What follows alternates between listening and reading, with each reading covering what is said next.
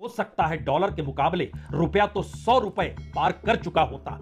जो आखिरी data RBI के जरिए निकल कर आया, उन्होंने बताया तकरीबन 15.2 बिलियन डॉलर यानी 1,31,000 करोड़ रुपए हमने डॉलर बेच कर लिए हैं। जहन में पहला सवाल यही उठे, क्या इस देश में रुपए की कीमत को बचाने के लिए भारत सरकार के पास सिर्फ एक ही काम है कि वो डॉलर बेचना शुरू कर दे और डॉलर बेची और रुपया लेकर इस देश के भीतर आए। रुपया तो आरबीआई भी छाप सकता है, लेकिन राष्ट्रीय और अंतर्राष्ट्रीय बाजार से रुपया को उठाने का मतलब है कि हमारे पास अब कोई दूसरा रास्ता बचा नहीं। रुपया किसी प्रोडक्ट में तब्दील हो जाए, वह भी इस देश की इकोनॉमी को बचाने के लिए, तब आप क्या करेंगे? जी, यह एक ऐसी परिस्थिति है जिसमें डॉलर के मुकाबले रुपए की कीमत जो लगातार कम हो रही है, उसमें पहली बार इस देश का सरकारी खजाना, जिसमें बड़ी तादाद में डॉलर पड़ा हुआ है, उसे बेचने का सिलसिला शुरू किया गया। यानी रुपया और डॉलर दोनों को कैसे बेचा जाए और कैसे रुपए की कीमत को बरकरार रखा जाए, क्योंकि आप मौजूदा वक्त में डॉलर के मुकाबले रुपए की कीमत को सिर्फ स्थिर रख सकते हैं, उसे ऊपर ला नहीं सकते हैं, क्योंकि आपके देश के भीतर मैन्युफैक्चरिंग सेक्टर डूबा हुआ है। एक्सपोर्ट इतना ज्यादा हो नहीं पा रहा है कि उसकी एवज में जो डॉलर आपको मिलेगा उससे सरकारी खजाने में पैसा जमा हो जाए या फिर उस डॉलर के जरिए रुपए की कीमत बढ़ जाए। इन तमाम परिस्थितियों से सरकार ने लगता है पल्ला झाड़ लिया है और उसने एक नई सोच निकाली। क्यों नहीं जो भी खजाने में पैसा जमा है, जो डॉलर की शक्ल में है, उसे किसी तरीके से बेचा जाए और उसकी एवज में रुपया लिया जाए, जिससे यह लगे कि डॉलर बेचकर रुपया लिया जा रहा है तो रुपए की कीमत नीचे जाएगी नहीं। लेकिन कितना डॉलर आप बेचेंगे, कितना रुपया आप लेंगे, वो बताया जाए कि औसतन हर महीने 1 लाख करोड़ रुपए हम डॉलर की शक्ल में बेच देते हैं और उसकी एवज में रुपया ले आते हैं। वो रुपया जो डॉलर की कीमत से बहुत नीचे लगातार चलते चला जा रहा है। तो इस रास्ते पर चलने के लिए हमारी टीम ने आज वो तमाम आंकड़े निकाले जिसके जरिए आपको लगेगा हो सकता है डॉलर के मुकाबले रुपया तो 100 रुपए पार कर चुका होता अगर सरकार ने सरकारी खजाने को खाली नहीं किया होता। महीने दर महीने कितना पैसा दिया है कि सिर्फ दिसंबर के महीने में जो आखिरी डाटा आरबीआई के जरिए निकल कर आया, उन्होंने बताया तकरीबन 15.2 बिलियन डॉलर यानी 1,31,000 करोड़ रुपए हमने डॉलर बेच कर लिए हैं। अक्टूबर के महीने में 9.3 बिलियन डॉलर हमने बेच डाले और उसकी एवज में हमने 80,000 करोड़ रुपए अपने खजाने में डाल दिए। नवंबर के महीने में 1,75,000 करोड़ रुपया हमने डॉलर बेचकर, डॉलर कितने बेचे, 20.2 बिलियन डॉलर हमने बेच डाले।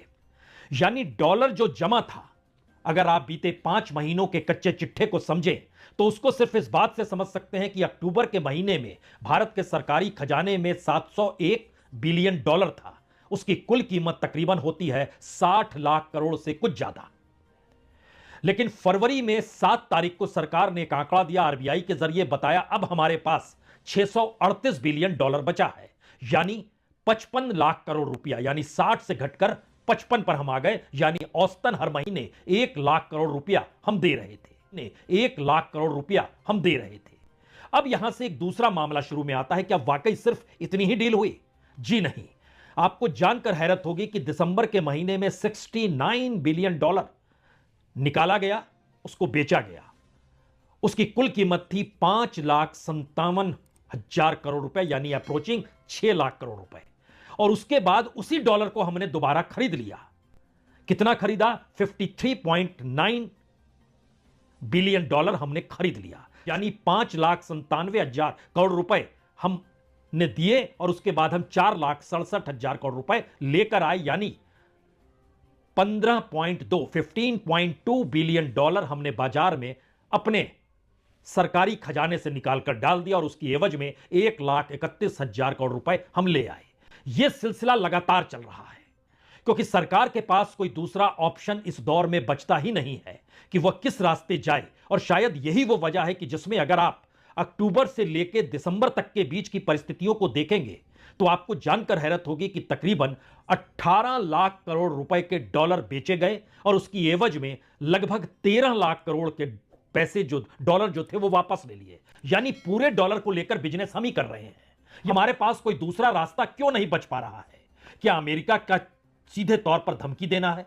क्या टैरिफ को लेकर सवाल है? अंतर्राष्ट्रीय तौर पर इस वक्त भारत की स्थिति सिवाय अमेरिका के राष्ट्रपति द्वारा लगातार जो कुछ कहा जा रहा है उसे सुनने भर की है। क्योंकि कल ही उन्होंने वाशिंगटन में इस बात का खुले तौर पर जिक्र कर दिया, ब्रिक्स, सोचे नहीं डॉलर को लेकर कुछ भी, हम 100% नहीं 150% टैरिफ लगा देंगे और उनसे कोई बिजनेस भी करेंगे नहीं। 150% टैरिफ लगा देंगे। यानी जिस अमेरिका से 3.5 लाख करोड़ के लगभग का औसतन भारत को हर बरस लाभ होता है डॉलर की शक्ल में, वह भी एक झटके में हवा हवाई हो जाएगा अगर जो इस बात का जिक्र ट्रंप कर रहे हैं। ट्रंप की इस बात को सुनिए, 100% टैरिफ तो पुरानी बात हो गई, अब 150% टैरिफ के जिक्र हो गया ब्रिक्स देशों के साथ, जिसमें रशिया है, ब्राजील है, साउथ अफ्रीका है, इंडिया है, चाइना है। चाइना के साथ तो उसने खेल शुरू कर दिया, लेकिन बाकी देशों को वो चिता रहे हैं। They said, sir, what about the BRICS states? They're going to take over the dollar, the sanctity of the dollar. They're going to create a new currency to rule the world. I said, no, they're not. They said, yes, they are, sir. They said it. I said, no, they're not. Tell them 150% tariff, plus we're not going to do business with them. तो America के लिए dollar currency है, लेकिन हमारे लिए dollar एक product में तब्दील हो चुका है। उसी के जरिए इस देश की करेंसी यानी रुपए को बचाना है। और जरा इस डॉलर और रुपए के खेल में अगर भारत के बैंकों के भीतर आप झांक कर देखेंगे तो फिर याद कीजिए, महीने भर पहले इस देश में बैंकों के भीतर की लिक्विडिटी कम हो गई।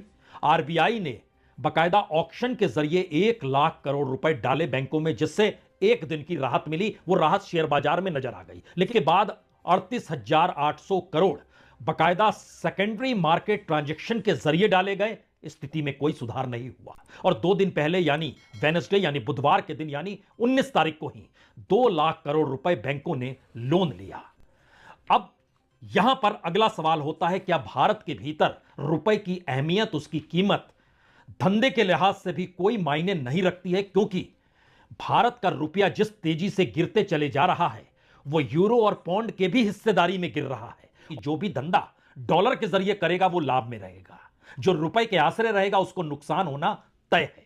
अगर ये कल को नीचे आए, अब तो कल तो नहीं लेकिन अगले हफ्ते ये नीचे आएगा, तो जाहिर है ट्रेडर्स घबरा जाएंगे, बिकवाली तेज हो जाएगी, यानी बेचने का सिलसिला तेज हो जाएगा। और इन सब के बीच एक जानकारी यह भी आ रही है कि सेबी के अगले चेयरमैन के तौर पर इस देश में फिर से किसी आईएएस को लाने की तैयारी है। और वह पुराने दौर में एसबीआई के एमडी रहे, वह भी हो सकते हैं। खोज हो रही है, लेकिन किसी आईएएस को लाकर बैठाया जाए, किसी कॉरपोरेट के साथ काम करने वाले जैसे माधवीपुरी बुच को लाया गया उस तर्ज पे ना लाया जाए, क्योंकि दाग और धब्बे कुछ ज्यादा हो गए। स्थितियां तो नाजुक है, सरकारी खजाने से डॉलर गायब हो चला है, रुपया फिर भी संभल नहीं रहा है। और इस पूरी परिस्थिति में सरकार अब ह्यूमन रिसोर्स का जिक्र तब कर रही है जब प्रोडक्शन नेगेटिव में है, मैन्युफैक्चरिंग सेक्टर नेगेटिव में है। तो आखिरी बात, कुंभ के जरिए 3 लाख करोड़ की कमाई इस दौर में इस देश में किसी भी आयोजन या किसी भी प्रोडक्ट को लेकर इससे बड़ी कमाई नहीं हुई है। बाकी आप समझ जाइए। बहुत बहुत शुक्रिया, बहुत बहुत शुक्रिया।